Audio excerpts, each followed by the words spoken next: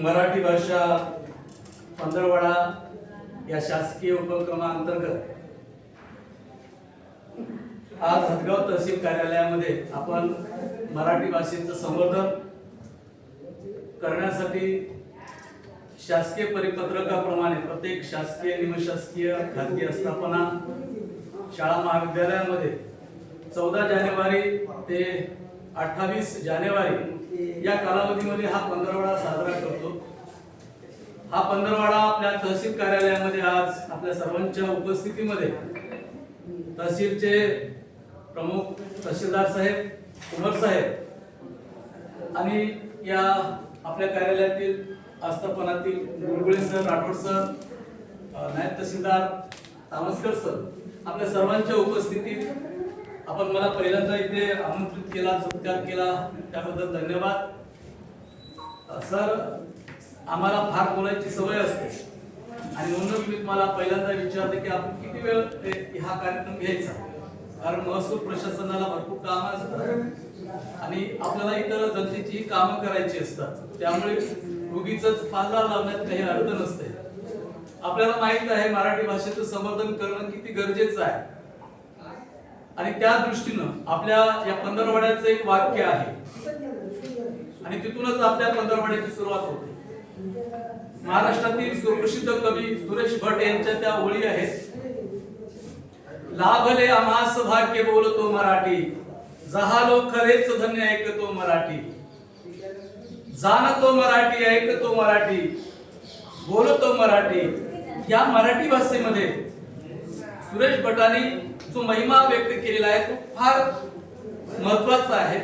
आता artificial knowledge मोठ्या प्रमाणात देशात प्रसारित झालेला आहे, जगात प्रसारित झालेला आहे, म्हणून या एआय टेक्नॉलॉजीच्या काळात आपली मराठी मातृभाषा कशी जिवंत राहिली पाहिजे हे खरं आव्हान आपल्या समोर आहे। या मराठी भाषेची फार सुंदर अशी सुरुवात पहिल्या शतकामध्ये झाली, राजा हरी यांनी केली। त्यांनी गाथा सप्तशती नावाचा जनपद गीताचा संग्रह प्रकाशित केला, ती बोली होती आणि त्यानंतर विवेक सिंधू नावाचा पहिला ग्रंथ मराठी साहित्यामध्ये प्रसिद्ध झाला आणि या ग्रंथाच्या माध्यमातून मुकुंदराजांनी त्या काळातल्या भाषेत म्हणजे 12व्या शतकातल्या भाषेचा समावेश केला। 12व्या शतकाच्या नंतर साधारणतः 1275 मध्ये ज्यांचा जन्म झाला त्या संत ज्ञानेश्वरांनी भगवद्गीतेच्या 18 अध्यायावर मराठीमध्ये भाष्य केलं, त्याचं नाव होतं यथार्थ दीपिका आणि संत नामदेव महाराजांनी त्याचं रूपांतर केलं ज्ञानेश्वरी। माझा मराठाची बोलू कौतुके परी अमृतातेही पैजा जिंके, ऐशी अक्षरे रसिके मिळविन, असं म्हणणारे ज्ञानेश्वर महाराज आपल्याला पुन्हा सांगतात, बोली अरूपाची रूप दाखवीन। ही बोली जी आहे ती अरूपाचं रूप दाखवीन, म्हणजे अरूपाचं सामर्थ्य दाखवण्याचं जी शक्ती आहे ते मातृभाषेत असते, म्हणून मातृभाषा ही जतन करणं, तिचं संवर्धन करणं हे ती भाषा बोलणाऱ्याचं पहिलं कर्तव्य आहे। जर भाषा जगली तर संस्कृती जगते, भाषा जगली तर संस्कार जगतात। आपल्याला माहित आहे की या मराठी भाषेमध्ये नामदेव महाराजांनी जो भागवत संप्रदाय पुढे निर्माण केला, त्या भागवत संप्रदायामध्ये वेगवेगळ्या जातीतले संत आले आणि त्या संतांनी कुठल्याही विद्यापीठात कुठल्याही भाषाशास्त्रात शिक्षण घेतलेलं नाही, त्यांनी त्यांच्या बोलीमध्ये त्यांची अभंग लिहिली। ज्ञानेश्वरांची ओवी, तुकोबांची अभंग, नामदेवाची पद, एकनाथांचं भारुड, अग्निदासांचा पोवाडा, रामजोशाची लावणी, ही सगळी आपल्या मराठी साहित्यातली एक सांस्कृतिक संचित आहे, संपत्ती आहे। मग ही संपत्ती आपल्याला पुढच्या पिढीकडे सुपूर्द करायचं की नाही हा खरा प्रश्न आहे। मग हा प्रश्न जर आपल्याला निकाली काढायचा असेल तर मराठी भाषेचं संवर्धन होणं अत्यंत गरजेचं आहे। ही भाषा जिवंत राहिली तर आपली संस्कृती, आपला समाज आणि आपल्या सांस्कृतिक मूल्यांचं जतन होणार आहे, जे मूल्य आपल्याला इंग्रजी भाषेत मिळणार नाही किंवा इतर कुठल्याही भाषेत मिळणार नाही। आपल्याला किती लोकांना माहित आहे Aristotle, Leo Tolstoy, Hobbes, Locke, Rousseau, Lenin, Plato, Aristotle कुणाला माहित आहे? कुणाला माहित नाही, परंतु महाराष्ट्रातल्या प्रत्येक माणसाला महाराष्ट्रात जन्माला आलेले संत माहित आहे आणि म्हणून संतांची वाणी आहे, लोकांची भाषा आहे, लोकांची संस्कृती जतन करणारी ही भाषा आहे, म्हणून ही भाषा जिवंत राहिली पाहिजे। माझ्या मराठी मातीचा लावा ललाटास टिळा, तिच्या संगाने जागल्या दऱ्या खोऱ्यात गेलं शिळा, कुसुमाग्रजांनी तेच सांगितले आणि म्हणून ही मराठी तुमची आमची आहे। सेनापती बापट म्हणतात महाराष्ट्राच्या संदर्भात की जर हा महाराष्ट्र वाचवायचा असेल तर या राष्ट्राची शान आहे तो महाराष्ट्र आपण वाचला पाहिजे. या महाराष्ट्राचं सगळ्यांनी यथार्थ वर्णन केलं. हे महाराष्ट्र साधा सुद्धा नाही, हा संतांचा आहे, महापुरुषांचा आहे, उद्योगपतीचा आहे, सचिन तेंडुलकर सारख्या खेळाडूचा आहे, सिनेमा इंडस्ट्री उभा करणारा दादासाहेब फाळकेंचा आहे. म्हणजे हा महाराष्ट्र काय सहजासहजी उभा झालेला नाही. म्हणून या महाराष्ट्रामध्ये जी आपली भाषा आहे ती भाषा राजकीय भाषा नाही. एखाद्या राजकीय पक्षानं मराठी बचाव आंदोलन केल्यावर ही भाषा वाचणारी नाही, तर प्रत्येक माणसाने ती जतन केली पाहिजे आणि ती आपल्यापासून सुरुवात झाली पाहिजे. आज मराठी भाषेच्या शाळा 65,000 प्राथमिक शाळा आज बंद पडण्याच्या मार्गावर आहेत. याला जबाबदार कोण आहे? जे मराठी भाषेचे शिक्षक आहेत ते सुद्धा जबाबदार आहेत, कारण त्यांची मुलं इंग्रजी मीडियम मध्ये आहेत.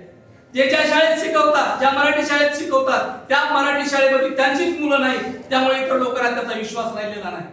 ही जी काही परिस्थिती मराठी भाषेवर आली, या मराठीचं खऱ्या अर्थानं संवर्धन करायचं असेल तर मराठी जगली पाहिजे. आणि जगवायचं का केवळ शासनाचं नाही, परिपत्रक काढल्यानं आज एखादी भाषा जगत नाही. काळाच्या ओघात अनेक भाषा नष्ट झाल्या. आज मराठी भाषेला अभिजात भाषेचा दर्जा मिळण्यासाठी 3 ऑक्टोबर 2024 हे वर्ष यावं लागलं. भारतीय संविधानाच्या अनुच्छेद 45 मध्ये प्राथमिक शिक्षण मोफत आणि सक्तीचं आहे तरतूद होती. ती तरतूद अंमलात येण्यासाठी 60 वर्ष लागली. 2010 मध्ये मोफत सक्तीचा कायदा आपल्याकडे आला. म्हणजे आपण किती संत गतीने एखादं काम करतो ही त्याची राजकीय उदाहरण आहे. म्हणून सरकार परिपत्रक काढते, आपण त्याची एक औपचारिक सुरुवात करतो किंवा लोकांपुढे जातो. आज खऱ्या अर्थानं यापूर्वी सुद्धा सुरेखा नाते मॅडम तहसीलदार असताना बुलबुळे सरांनी मला बोलवलं, तेव्हा त्या कार्यक्रमाच्या निमित्तानं परत मी या कार्यक्रमासाठी आलो. यासाठी आम्ही ज्या मराठी भाषेचे प्राध्यापक शिक्षक म्हणून काम करतो तेव्हा आम्हाला आमच्या समोर आमची मराठी भाषेची लोकसंस्कृती उभी राहते. आमच्या समोर वासुदेव उभा राहतो, पिंगळा उभा राहतो, आमच्या समोर पोतराज उभा राहते, वाघ्या मुरळी उभा राहतो. ही लोकसंस्कृती जतन करायची का नाही हाही प्रश्न उभा राहतो. म्हणून त्या प्रश्नाचं उत्तर शोधण्यासाठी ही मराठी भाषा जगली पाहिजे. लोकसंस्कृती जगली तर समाज जगेल आणि समाज जगला तर भाषा जगेल. म्हणून भाषा म्हणजे काय? भाषा शास्त्रामध्ये भाष म्हणजे बोलणे. जी भाषा बोलली जाते ती भाषा. जर भाषा बोललीच नाही तर ती भाषा जिवंत राहणार आहे का? आता अर्ध मातृभाषा बोलली जात, पाली भाषा बोलली जात नाही, संस्कृत भाषाही बोलली जाते. ह्या भाषा आता पुस्तकी भाषा आहे, त्या समाजाच्या व्यवहाराच्या भाषा नाही. भाषा म्हणजे समाज व्यवहाराला सहाय्यभूत करणारी पद्धती आहे. ते दळणवळणाचं माध्यम आहे, प्रसारणाचं माध्यम आहे, प्रशासकीय दस्तावेज, अध्यादेश, परिपत्रक ही सगळी त्या राज्याच्या प्रमाणित भाषेतून बाहेर पडतात, प्रमाणित भाषेतून निर्गमित होतात. याचा अर्थ असा आहे की या देशामध्ये आपण संत ज्ञानेश्वराची भाषा किंवा संत तुकारामांची भाषा आपल्याला कळाली पाहिजे. तुकाराम महाराज म्हणतात, जे कारण झाले गांधले त्याची म्हणे जो आपले तोची साधू ओळखावा देवते त्याची जाणावा. ही आता संतांचं वचन इंग्रजी भाषेत तुम्ही कसं सांगणार आहात? कसं हटातटाने पटार मुनी जटादविषी तू श्री मठाची उठा ठेव कातरी करा इंग्रजीमध्ये याचा अंमल. नाथू कीर्तनाच्या रंगी नाणी पुलाव जगी हे सांगणारे नामदेव महाराज आपल्याकडे होऊन गेले, ज्यांनी भागवत संप्रदायाचा भगवा पताका उत्तर भारतापर्यंत पोहोचवला. त्यांची अवस्था आपण इंग्रजीत कशी सांगणार आहोत? त्यातली अर्थता कुणाकडे आहे? ती समेतता कुणाकडे राहणार आहे? त्याचा जो भावुकता आहे ती कुणाकडे राहणार आहे? हरिचे पाळस व्याघ्र धरले तशी झाले माझ्या जीवा, नको अंतरा नको देवाया अंतरा पाहू जीव हा सर्वताचा उपाय. कानोपात्रीची अर्थता इंग्रजीत कशी सांगणार कुणाला? विष्णू महिला वैष्णवाचा धर्म भेदाभेद मंगळ हे भावना कुवाची कशी सांगणार लोकांना? म्हणून आपली संस्कृती, आपली भाषा, आपले संस्कार जिवंत ठेवायचे असेल तर मराठी जगली पाहिजे. आणि मराठी भाषा जगवायची असेल तर किंवा भाषा संवर्धक पंधरवाडा एखाद्या कार्यालयात लावल्याने होणार नाही. तर तुम्ही या लोकांना पब्लिक मध्ये जी लोक आपल्या कॉन्टॅक्ट मध्ये येतात, संपर्कात येतात, त्या लोकांशी आपण आपल्या भाषेत बोललं पाहिजे. ही पहिली शर्त आहे. शर्त आपण पाहतो का? चला पुण्याला तुम्ही चला, पुण्याची मंडळी अगदी स्वच्छ मराठी बोलते. ते कधीही आपल्या आईला आईच म्हणते, वडिलाला बाबाच म्हणतात, आजीला आजी म्हणतात, आजोबाला आजोबा म्हणतात. पण आम्ही गावाकडची माणसं, खेड्यातली माणसं वडिलांना पप्पा केलं, मम्मीला आईला मम्मी केलं. ही प्रकृती पूर्ण आहे. आम्ही आमची भाषा विसरून गेलो. आम्हाला प्रतिष्ठेचं वाटतं मम्मी म्हटलं की, आम्हाला प्रतिष्ठेचं वाटते पप्पा म्हटलं की. अरे पण त्याच्यात ती सात्विकता कुठं आहे? जे संत म्हणत, संतांनी मायबाप हा शब्द वापरला. ज्ञानेश्वरला तुम्ही आम्ही काय म्हणतो? माऊली म्हणतो. ज्ञानेश्वर माऊली म्हणतो. काय म्हणतो? ते का स्त्री आहे का? त्यामध्ये आपला भाव आहे. म्हणून मराठी भाषेत, आपल्या मातृभाषेत तो भाव असतो, ती अर्थता असते, ती आत्मसंवेदना असते, ती जाणीव असते. आणि त्याचबरोबर त्यात आपलेपणा असतो. हा आपलेपणा आपल्या भाषेत राहत नाही. इंग्रज आले, तुम्हाला आम्हाला कारकून बनवण्यासाठी त्याने इंग्रजीचं शिक्षण द्यायला सुरुवात केली. मी इंग्रजीचा विरोध करणार नाही, कारण ती जगाची जागतिक आंतरराष्ट्रीय भाषा आहे, ती शिकली पाहिजे. परंतु आपली मराठी टिकली पाहिजे. जर मराठी टिकवायची असेल तर आपण कम्युनिकेशन, ज्याला आपण दळणवळण म्हणतो, संभाषण म्हणतो, हे मराठीत झालं पाहिजे. आम्ही अर्धी मराठी बोलतो, अर्धी हिंदी बोलतो, अर्धी इंग्रजी बोलतो, धड एकही भाषा बोलत नाही. बट मला बायका फार जास्त आता इंग्रजीचा चुकीचा वापर करायला लागले. ते प्रतिष्ठेसाठी किंवा आपल्या स्वतःला दाखवण्यासाठी खोटं नाही बोलत.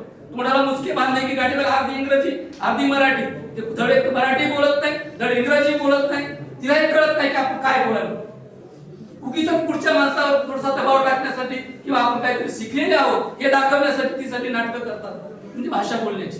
म्हणून समाज व्यवहाराला जी भाषा आपण वापरतो ती भाषा प्रामाणिकपणे आपण जपली पाहिजे, तरच आपली भाषा टिकणार आहे. मित्र, आपण मराठी भाषेच्या संदर्भात सातत्यानं सांगतो. आता पसायदान ज्ञानेश्वर माऊलीचं, आता विश्वात्मके देवे भाग्यज्ञ तोषावे, तोषो निमल द्यावे पसायदान, संपूर्ण जगाच्या कल्याणाचं पसायदान ज्ञानेश्वरांनी म्हटलं. ते इंग्रजीत आलं का? नाही आलं ना. ज्ञानेश्वरांचे वव्या असतील, नामदेवाची पद असतील, नाचू कीर्तनाचे रंगी, ज्ञानदीप लावू जगी, असं नामदेव महाराज म्हणाले. कुठल्या विद्यापीठात गेले होते? बापो मोळी विका, बायकोने कमी भावाचं लुगडं घ्या, व्यायाला जेवायला घालू नका, पण पोरायला शिकवा, गाडगे बाबा म्हणायचे. ही संवेदना दुसऱ्या भाषेत येणार आहे का? गाडगे बाबाच्या विचारांचा अनुवाद आपण कसा करणार आहोत? तुकोबांच्या भाषेचा अनुवाद कसा करणार आहोत? म्हणून आपलीच भाषा आपल्याला टिकवावी लागणार आहे, आपलीच संस्कृती आपल्याला टिकवावी लागणार आहे, त्याशिवाय भाषा टिकणार नाही. म्हणून प्रशासकीय कर्मचाऱ्यांच्या संदर्भात आपली एक गोष्ट लक्षात ठेवली पाहिजे. मराठी भाषेचा शिक्षक आहे, त्याला पगार भेटते म्हणून तो मराठी भाषेचा फार कुडका करतोय, अशातला एक भाग. जर आपली आता राजकारणाची इश्यू येतात, मराठी भाषा, मराठी अस्मिता, मराठी झेंडा, मराठी मूळ, हेही नाही. केवळ स्वार्थासाठी मराठी टिकणार नाही. काळाच्या ओघात पावलं ओळखून आपल्या संस्कृतीनं जे काही भौगोलिक दृष्ट्या आपल्याला ज्ञान दिलेलं आहे ते टिकलं पाहिजे. नेवाशाला उगीच 16व्या वर्षी ज्ञानेश्वरी नाही लिहिली. कशासाठी लिहिली? त्यांना सांगायचं होतं की संस्कृत मध्ये जे ज्ञान आहे ते मला प्राकृत मराठीमध्ये लोकांना सांगायचं आहे. बेळगोळला मोठा पुतळा आहे बाहुबलीचा, आणि त्याच्या खाली ओळी आहे, श्री चामुंडराये करविले गंगाराजे सुताले करविले, मराठीतल्या ओळी आहे, आणि ते कर्नाटक मध्ये आहे. ही जी काही आपली भावना आहे, आज महाराष्ट्रामध्ये आपली भाषा अभिजात भाषा म्हणून दर्जा मिळायला 2024 वर्षी यावं लागतं. 11 भाषा अभिजात आहे देशामध्ये, 15 भाषा नोटवर आहे, 22 भाषा प्रादेशिक भाषा म्हणून मान्य आहेत. तरी सुद्धा प्रत्येक भाषा जिवंत आहे. तुम्ही दक्षिण भारतात चला, केरळमध्ये चला, तामिळनाडूमध्ये चला, पश्चिम बंगालमध्ये चला, ओरिसामध्ये तुम्ही जा, त्या प्रांतातली त्या देशातली माणसं काही गाढव नाही, परंतु त्यांची ती भाषा, त्यांची संस्कृती, त्यांचे आचार विचार त्याच भाषेत मांडतात. म्हणून आपल्याला आपली मराठी भाषा जगवायची असेल, टिकवायची असेल तर मराठीमध्येच बोलावं लागेल, ही पहिली शर्त आहे. आणि म्हणून शासनाने हा जो पंधरवडा साजरा केलेला आहे, शाळा, महाविद्यालय, प्रशासकीय कार्यालय या सर्वत्र होते, आणि या माध्यमातून आपणही पंधरवड्यामध्ये प्रत्येक व्यक्तीशी कमीत कमी शुद्ध मराठी बोलण्याचा प्रयत्न करा. इंग्रजी टाळा, इंग्रजी शिकू नका असं नाही, पण आपली जी मायबोली आहे ती मायबोली अत्यंत महत्वाची आहे. आणि तुम्हाला जेव्हा पाठ्यपुस्तकांची आपण मराठीचे पुस्तकं चालतो त्यामध्ये आपलं लक्षात येते की याचे काय उद्देश आहे. तसं भाषा शिकण्याचे फार वाईट उद्देश नाही. आता तुमच्या मराठी भाषेमध्ये वाक्प्रचार आहेत, म्हणणे आहेत, सुविचार आहेत, बरोबर, हे वचने आहेत, संतांचे अभंग आहेत, ओव्या आहेत, हे सगळ्या जतन करायचे आहे आणि हे जतन करून पुढच्या पिढीकडे सुपूर्द करायचे. आणि म्हणून मराठी भाषा ही जगली पाहिजे आणि ही जगवण्याचं काम या पिढीला आपल्याला करायचं आहे. जर आपण वाहत गेलो तर आपली संस्कृती ह्यात जाणार आहे, नष्ट होणार आहे. आणि ही संस्कृती, ही इतिहास, परंपरा आणि मूल्य आपल्याला जतन करायची आहे. श्यामची आई, त्याचं ट्रान्सलेशन आपण केलं तर श्यामच्या आईची मूल्य आपल्याला कळणार आहेत का? या महाराष्ट्राने या देशाला जी थोर महापुरुष दिली, त्यांचे विचार त्यांचे संस्कार, त्यांची मूल्य आपल्याला जतन करायची आहे. म्हणून मराठी भाषेतच त्यांनी ते विचार मांडलेले आहेत. ते विचार, त्यांच्या भावना, त्यांची अर्थता, त्यांच्या संवेदना त्या पुढच्या पिढीकडे सुपूर्द करण्यासाठी आपण सर्वांनी मराठी भाषा आपल्या स्तरावर आत्मसात करावी, बोलावी आणि इतरांशी संवाद साधताना ती वापरावी. एवढे आवाहन करतो, तरच आपले मराठी भाषेचे समर्थन होईल. धन्यवाद. सरांनी या ठिकाणी मला बोलवलं, मान सन्मान केला. गत वर्षी बोलवलं तर या वर्षीही बोलवलं. आपल्या कार्यालयाचा मी या प्रसंगी जो आदेश होता तो शिरसापंत म्हणून आपल्या वेळेतला वेळ काढून या ठिकाणी उपस्थित झालो. धन्यवाद सर. थँक्यू.